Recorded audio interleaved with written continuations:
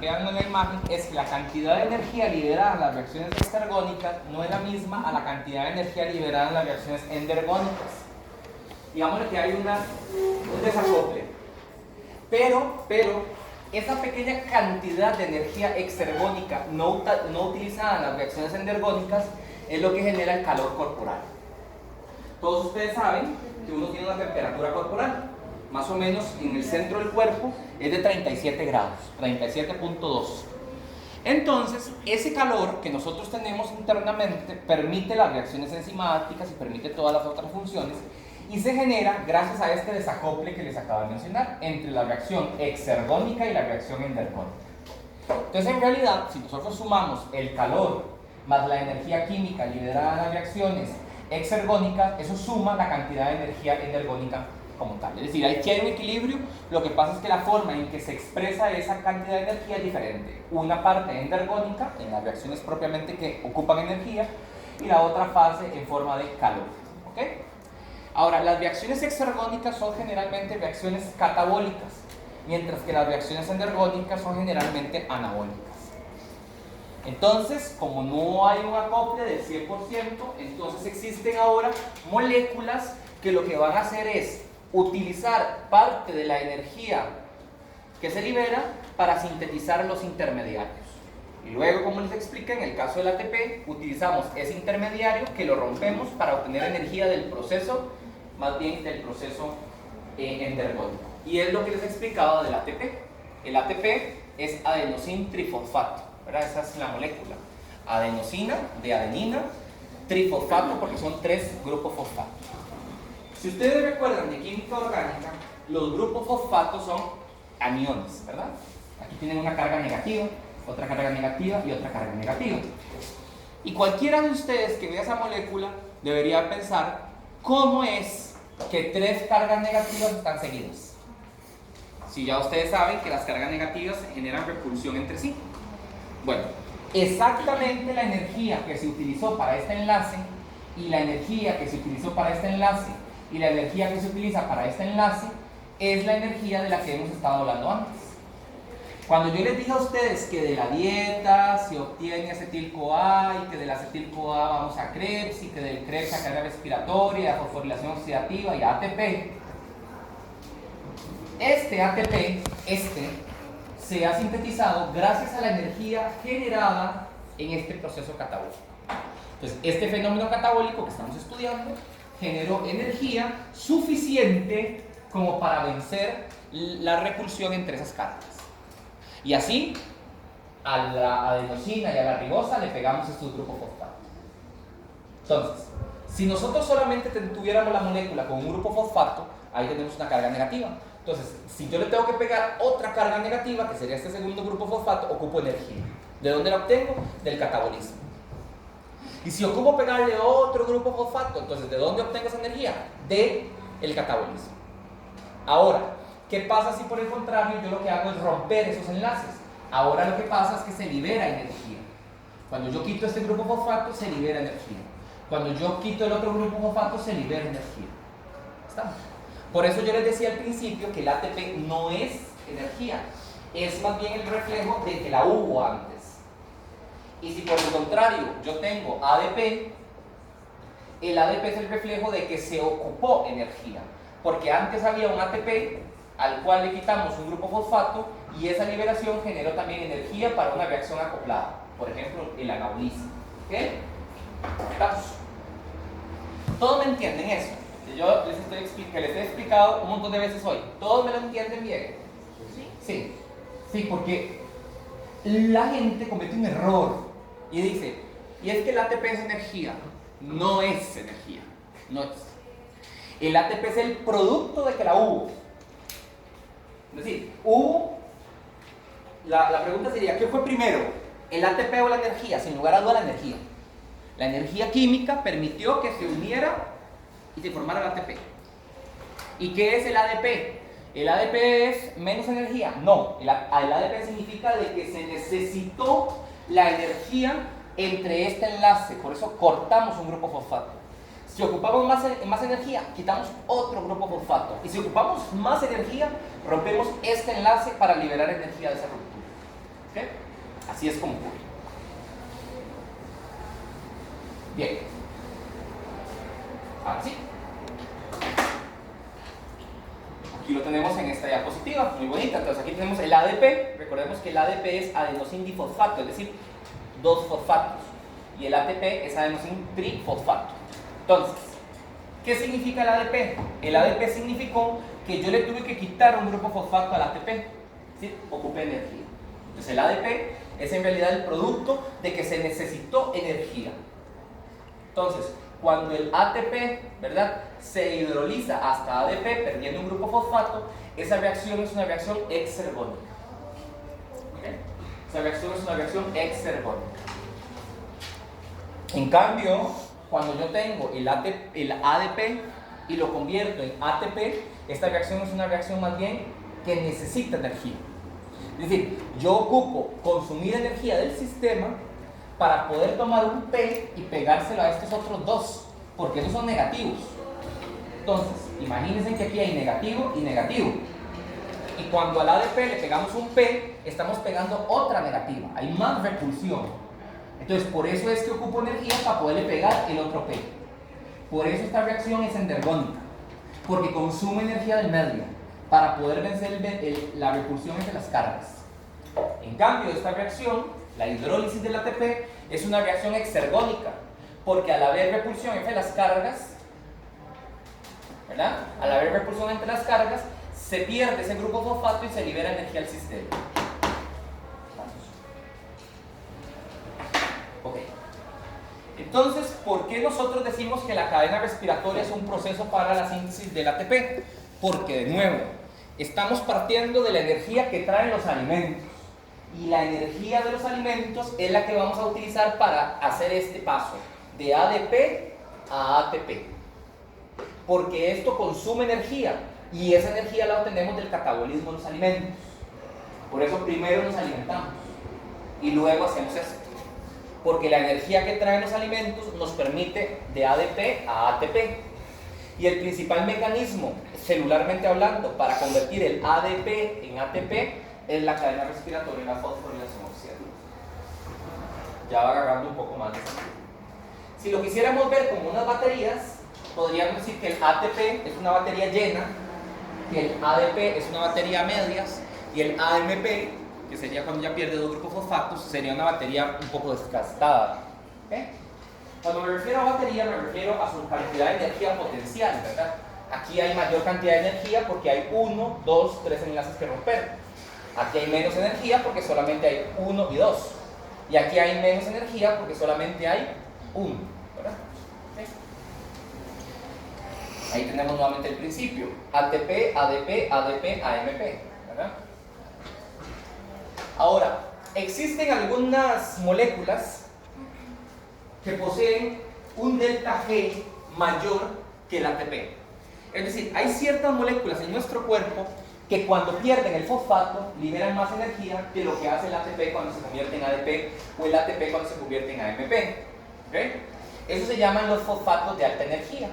Aquí en la media de la tabla tenemos el ATP. Cuando una molécula de ATP libera los 2 grupos fosfato y queda como AMP, entonces se liberan 32 kJ por mol de ATP hidrolizado. Cuando el ATP se hidroliza a ADP, es decir, cuando solamente pierde un grupo fosfato, se liberan 30 kJ por mol de ATP al medio. Recuerden que negativo significa que libera, ¿verdad? Pero vean que hay 4 moléculas que tienen un delta G, ¿verdad?, mayor que el ATP. Y existen otras moléculas que tienen un delta G menor que el ATP. Estas se llaman fosfatos de alta energía y estas se llaman fosfatos de baja energía. Todos son fosfatos, es decir, todas estas moléculas tienen 1, 2 o 3 grupos fosfato unidos. Y es la liberación de ese grupo fosfato la que genera la energía. ¿Okay? Entonces, la primera molécula, la más pro de todas, se llama el fosfoenol piruvato. Es una molécula que solamente tiene un grupo fosfato. Y arrancarle ese grupo fosfato al fosfonol piruvato libera 61 kJ por mol de fosfonol piruvato, un montón, casi el doble del ATP. Después tenemos el carbamoil fosfato. El carbamoil fosfato solo tiene un fosfato y liberar ese grupo fosfato, libera el sistema 51 kJ por mol de carbamidil fosfato hidrolizado. Luego tenemos el 1,3 difosfoglicerato, cerca de 50 kJ por mol. Luego tenemos la creatin fosfato, que de hecho lo toman algunas personas para ir al gimnasio, libera 43 kJ mol de creatin fosfato que se hidroliza.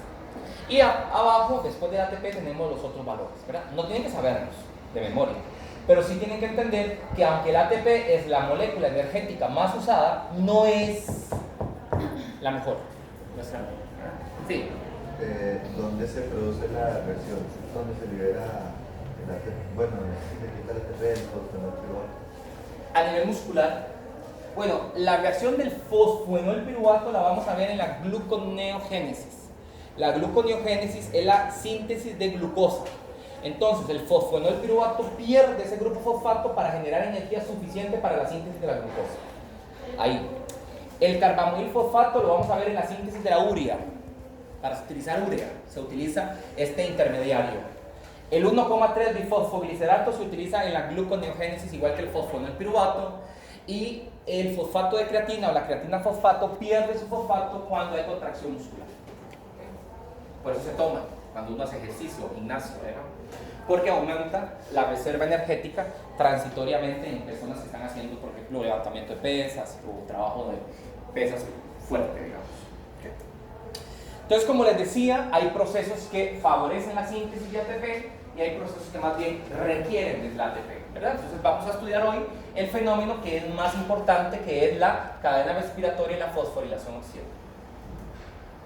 Ahora, existen ciertas reacciones en el cuerpo que ocupan tanta energía que no les basta con que el ATP se convierta en ADP, sino que necesitan que el ATP se convierta a AMP, es decir, que libere 2 fosfatos de un solo tiro. Estas reacciones las vamos a ver nosotros con esta estequiometría de reacción ATP que se hidroliza a AMP. Eso significa que con solamente un fosfato no era suficiente, por eso se arrancan 2. Y esto lo vamos a ver en algunas reacciones a nivel del metabolismo de los carbohidratos, de los lípidos más adelante. Entonces tenemos dos formas principales para obtener ATP. La glicólisis, que ocurre en el citoplasma, ¿verdad? Es este proceso que vamos a estudiar ya pronto. Y la cadena respiratoria y la fosforilación oxidativa. Este equivale al 90% de todo el ATP y este solamente a un 10%. ¿Okay? Estamos. Entonces vamos a centrarnos hoy en esta función, en la función de la cadena respiratoria y la fosforilación oxidativa. Valga decir que esto solamente ocurre en presencia de oxígeno. Es aeróbico, puro aeróbico. ¿Qué quiero decir con eso? Que ocupamos oxígeno. 2. Solo ocurre en mitocondria. Solo ocurre en mitocondria. Ninguna otra organela hace lo que vamos a estudiar. ¿Okay? Bien. La cadena respiratoria, ustedes ya la deben de recordar. Ustedes la estudiaron con algún detalle en biología, espero. ¿Quién es la biología? ¿Ustedes? ¿Ah? Carlos. Hey, todo mundo, ¿ah? Federico y Beto. A mí sí me gastaron. A mí también me encanta. El quedado de quién. ¿Y qué tal? ¿Ajá? Ahorita está dando biopsia. ¿Ah? Está dando biopsia. Ok. Entonces, ¿quién? Entonces, la cadena respiratoria es un proceso muy importante que se da en biología.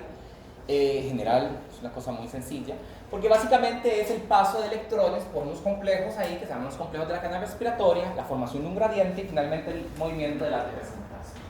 En bioquímica eso es lo que hay que saber de la cadena respiratoria. Nada más recuerden nuevamente que es un fenómeno aeróbico, es decir, ocupa oxígeno. Número 2, que es el fenómeno más efectivo para la síntesis de ATP, más o menos el 90% del ATP. Y número 3, de que si hay defectos en la cadena respiratoria, por ejemplo, por venenos, pues va a ocurrir la muerte. Por ejemplo, cuando veamos el cianuro o el monóxido de carbono que bloquean la cadena respiratoria, pues va a ocurrir la muerte, ¿verdad? Dependiendo obviamente de la dosis de tóxico, ¿verdad? Recuerden que todo tóxico tiene una dosis letal. ¿Okay? ¿Por qué ocurren las mitocondrias? Bueno, porque recuerden que las mitocondrias eran células independientes que en algún momento de la evolución fueron fagocitadas por una célula más grande. Entonces, esas bacterias, que eran estas células que hacían cadena respiratoria, al ser fagocitadas por otra célula, quedaron incrustadas en el citoplasma y luego se convirtieron en las mitocondrias que hoy ustedes y yo tenemos. Eso se llama la teoría de la endosimbiosis. Hablemos de la mitocondria. Bueno, la mitocondria es una organela porque está recubierta de dos membranas, una membrana externa y una membrana interna. La mitocondria es una organela muy importante en el funcionamiento de las células. Casi todas las células tienen mitocondrias, excepto los glóbulos rojos maduros. El número depende. Hay células como el tejido adiposo blanco que tiene 100 mitocondrias. Hay tejidos que tienen hasta 600 por célula, como por ejemplo el hepatocito, variable. ¿Okay? También hay que recordar que son de herencia materna, aunque recientemente fue publicado un artículo sobre herencia paterna de mitocondrias. Hay muchas enfermedades de origen mitocondrial, eso fue lo que ustedes han leído o van a leer para el sábado. Y bueno, existen algunos parásitos que pertenecen a la división de los protistas, que cuando parasitan células eucariontes, por ejemplo como las nuestras, la de los humanos, comienzan a degradar sus mitocondrias para evitar la producción de radicales libres. Porque valga decir que el principal sitio de origen de radicales libres en nuestras células son las mitocondrias también. Entonces las mitocondrias son parte de lo bueno y también parte del mal. Es decir, son fábricas eléctricas, eso ya nosotros lo sabemos, ¿verdad? Ahí se produce energía, muy bien. Pero también se producen radicales libres. Y si ustedes recuerdan, los radicales libres ayudan al envejecimiento celular. Así que, pues tienen las dos caras de la moneda. Tiene una membrana externa, que es una membrana con huecos, que se llaman porinas. Ahí prácticamente pasa de todo, casi todos los solutos son permeables a la membrana externa. Luego tenemos una membrana interna que es bastante más selectiva, ¿verdad? Por aquí prácticamente no pasa nada, excepto ciertas moléculas facilitadas. Luego tenemos un espacio intermembrana que está rico en protones, que es bastante ácido, ¿verdad? Y luego tenemos unas crestas, que son estas metidas, ¿verdad?, de la membrana interna, donde ocurre la cadena respiratoria, donde ocurre también, por ejemplo, la actividad de la ATP sintasa.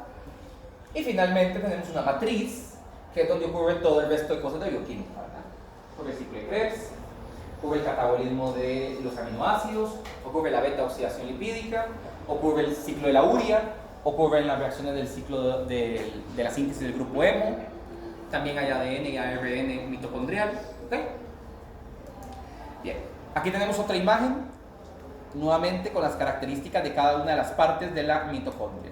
Sería importante mencionarlas, es decir, que ustedes las puedan mencionar. Características de la externa, características de la membrana interna, del espacio intermembrana y de la matriz. ¿Okay? Ahora, esto es ordenado. Lo que estamos estudiando no es un proceso azaroso que ocurre ahí, no.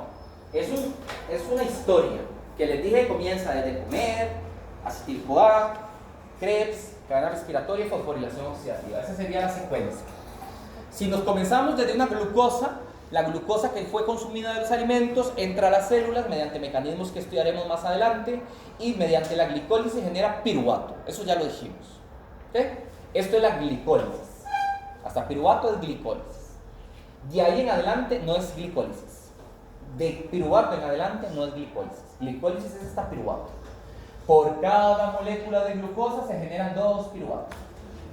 El piruvato entra en la mitocondria, ya eso lo dijimos. ¿Para qué? Para convertirse en acetil-CoA. ¿Mediante qué? Mediante la DO, la descarboxilación oxidativa del piruvato que vimos antes.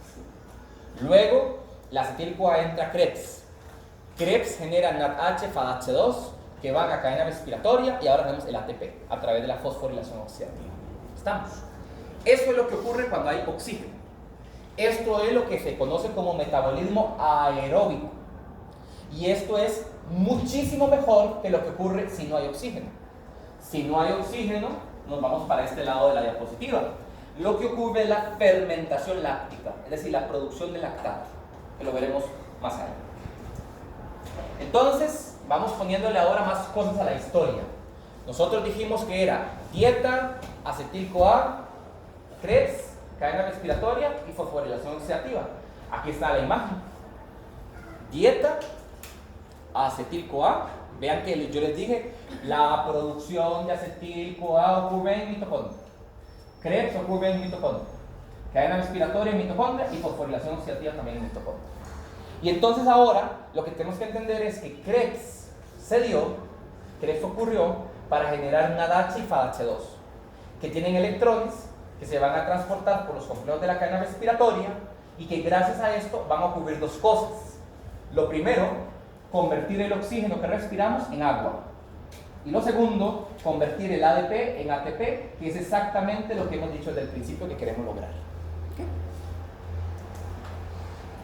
¿Qué significa oxidar? Recuerden, oxidar es donar un electrón.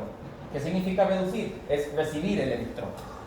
El que se oxida es un agente reductor y el que se reduce es un agente oxidante. Entonces hoy vamos a estudiar dos agentes reductores, que son el NAD y el FADH2, que donan electrones. Y vamos a estudiar un agente que es oxidante, que es el oxígeno, quien recibe los electrones. Entonces aquí tenemos una imagen sencilla para recordar de nuevo lo que ocurre. Bueno, ya. Entonces tenemos que nosotros inhalamos aire. Tal vez quieren lo voy a hacer yo gráficamente, pues creo que se ve más bonito.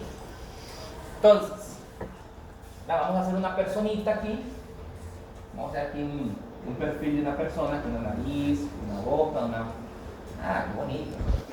Entonces, la persona respira aire atmosférico. Recuerden que uno no solo respira oxígeno, ¿verdad? ¿Qué porcentaje del aire respirado es oxígeno? Como un 21%, ¿verdad? A nivel del mar. A nivel de aquí es un 19%. 21% de oxígeno en el aire respirado y el resto como un 78% de nitrógeno. ¿Ok? Bueno, entonces nosotros respiramos y metemos oxígeno. El oxígeno, pensemos el trayecto que es el oxígeno. Entra por las fosas nasales, pasa por la región de la nasofaringe, llega a la región de la orofaringe, llega a la tráquea, llega a los bronquios, llega al alveolo y de ahí pasa a la sangre y de ahí se une a la hemoglobina. Y de la hemoglobina, por el glóbulo rojo, llega ¿a dónde? A las células del cuerpo. Y cuando llega a las células del cuerpo, pierde la afinidad por el oxígeno, difunde a través de las membranas, pasa a la membrana plasmática y llega a la mitocondria. Ese es el paso que hace el oxígeno cada vez que ustedes respiran, si no se habían puesto a pensarlo. Esta va a ser nuestra mitocondria. Esa es la membrana externa, que les repito, es una membrana que tiene poros, es decir, tiene huecos, ¿verdad? Por eso es que prácticamente todo pasa por esta membrana, porque es una membrana hueca. Y luego tenemos la membrana interna, que a diferencia de la anterior es muy impermeable. ¿Ok? Y aquí es donde tenemos los complejos de la cadena respiratoria. Entonces vamos a hacerlo con colores, para que quede bien bonito. Entonces vamos a hacer el primer complejo por aquí. Vamos a hacer el primer complejo.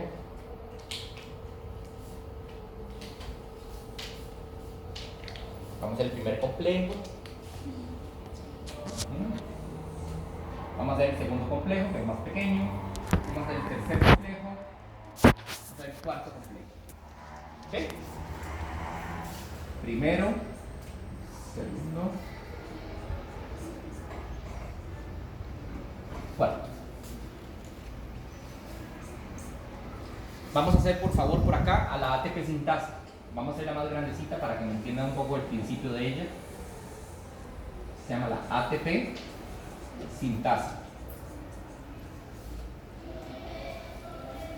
Entonces nosotros respiramos y el oxígeno que hemos respirado difunde a través de la bicapa, como ya lo hemos mencionado una y otra vez. ¿Y cuál es el objetivo de ese oxígeno? El objetivo de ese oxígeno es llegar hasta las mitocondrias. Recuerden que el oxígeno difunde a través de esta membrana y a través de esta porque es un gas. ¿Okay? ¿Cuál es el objetivo de que ese oxígeno entre? El objetivo de que ese oxígeno entre no es más que convertirlo en agua. Entonces, el oxígeno se convertirá en agua. ¿Cómo hacemos para que el oxígeno se convierta en agua? Bueno, lo hacemos transfiriéndole electrones. ¿Quién da esos electrones? El ciclo de Krebs. Aquí vamos a hacer el ciclo de Krebs. Vamos a poner aquí, voy a poner aquí acetil-CoA. oxalacetato. Voy a poner aquí citrato. Voy a poner aquí succinil CoA, como para resumirlo. ¿Ya? Ahí tenemos Krebs, la matriz mitocondrial. Recuerden que esto es matriz mitocondrial, membrana interna, membrana externa. Y recordemos que del ciclo de Krebs se van a generar las moléculas que donan electrones, que eran el NADH y el FADH2.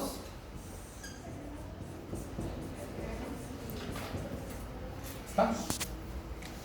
Ahora, el NADH y el FADH2 son los que tienen los electrones que van a ir pasando por los complejos. En el caso de los electrones del NADH pasan por el primer complejo, segundo complejo, tercer complejo y llegan al oxígeno, para que el oxígeno se convierta en agua.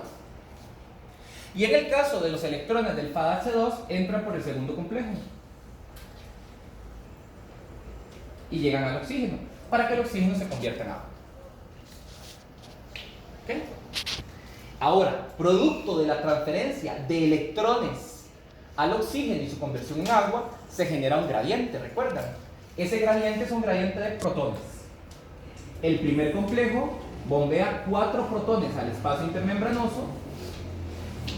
El segundo complejo no bombea protones al espacio intermembranoso. El tercer complejo dona 4 protones o hidrógenos al espacio intermembranoso, que es lo mismo.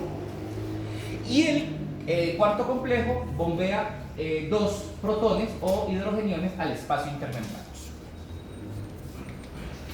Ahora, ese gradiente de hidrogeniones que se encuentra en el espacio intermembrana es el que hace que el pH del espacio intermembrana sea tan bajo. Porque al haber más H, el pH es menor. Y entonces ahora lo que va a ocurrir es que estos hidrogeniones van a devolverse de nuevo a la matriz. Y al devolverse a la matriz van a permitir crear el ATP a partir del ADP. Entonces lo que hace la ATP sintasa es tomar el ATP, el ADP y el P, es decir, adenosín difosfato y fosfato, y convertirlo en ATP. Pero para que esto pueda ocurrir, necesitamos que más o menos 4 hidrogeniones pasen a través del complejo del ATP sintasa.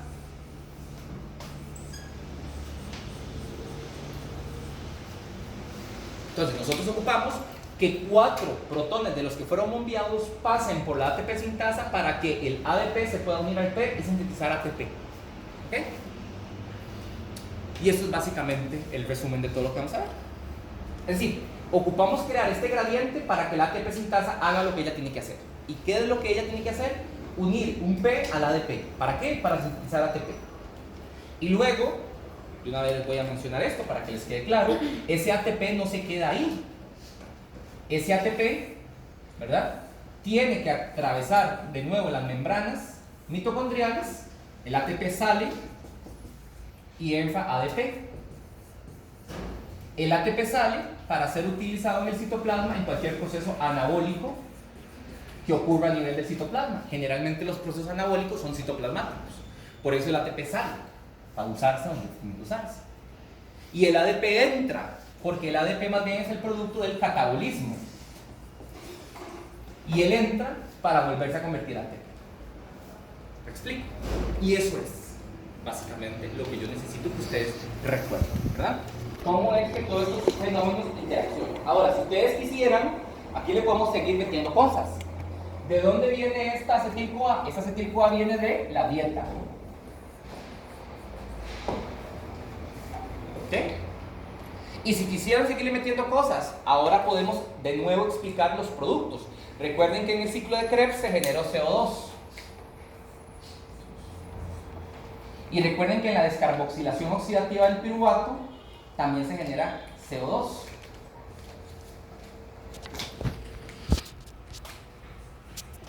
Bueno, este CO2 es el CO2 que sale por la expiración. Y esta agua que sale aquí es la agua que forma el vapor de agua, que también botamos por la expiración. Entonces vean que todo cierra, digamos, todo cierra. Y este CO2 y esta agua que botamos es un buffer.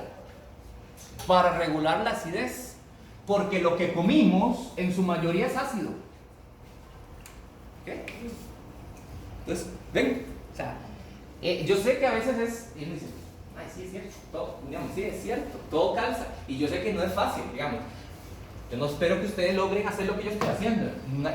Posiblemente pocos profesores de bioquímica podrían tener la visión global de esto así, pero es que es así, ¿verdad? Es así. La dieta llevando a cabo fenómenos catabólicos que permiten procesos anabólicos y que como producto de ellos hay un buffer de regulación del pH, porque lo que nosotros comemos es ácido. Y además el catabolismo de los nutrientes genera especies ácidas como el ácido cítrico, el ácido pirúvico. Entonces tenemos que, si producimos ácido, botar ácido. Y como no podemos botar ácido porque nos quemaría las vías aéreas, la naturaleza dijo, bueno, botémoslo en forma de algo que no haga daño, que es CO2 y agua. Porque al final de cuentas está barriendo los ácidos que se están produciendo en todo este proceso.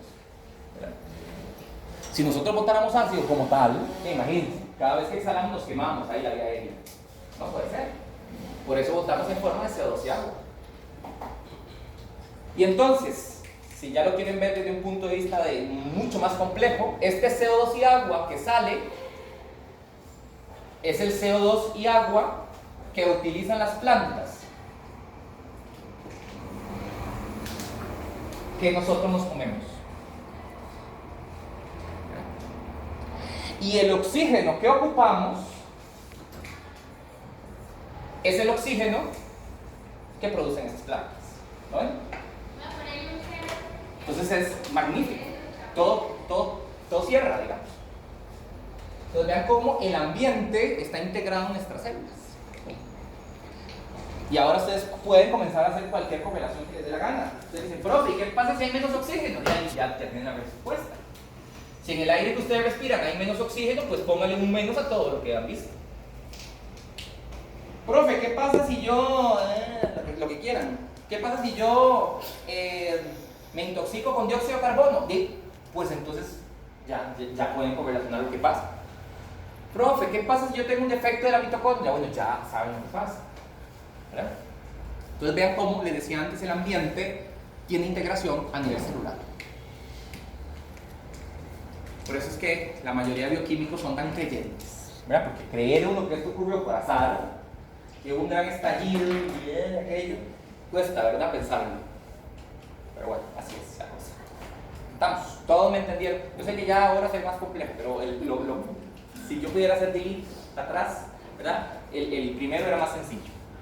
Pero si han logrado entender ya pueden ustedes terminar el curso de bioquímica, porque eso es lo más difícil que yo creo que un estudiante de bioquímica tiene que lograr hacer. Integrar. Por eso yo les digo a ustedes